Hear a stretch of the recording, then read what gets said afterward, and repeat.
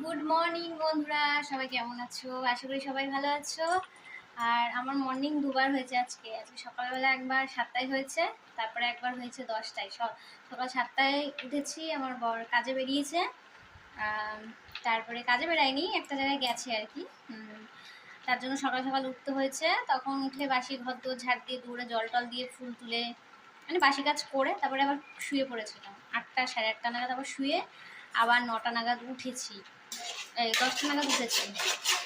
উঠে তারপরে সকালবেলা ব্রাশ ট্রাশ করে চা খেয়ে দুপুরে রান্না বসিয়ে দিয়েছি। আজকে হালকা পাতলা রান্না করব। তো কী রান্না হচ্ছে চলো দেখাই তোমাদের। তো এই যে ডাল হচ্ছে, এটা টমেটো দিয়ে ডাল।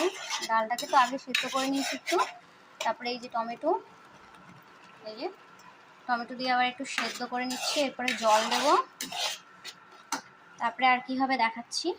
এখানে হবে সব কিছু দিয়ে নিরামিষ একটা তরকারি। আর হচ্ছে দেখি আর কি করি।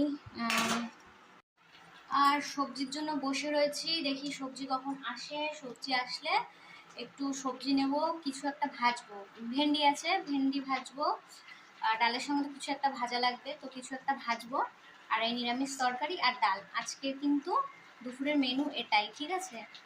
আর এখন কটা বাজে? এখন 11:30 মতন বাজে। আজ বৃহস্পতিবার, পুজোও আছে।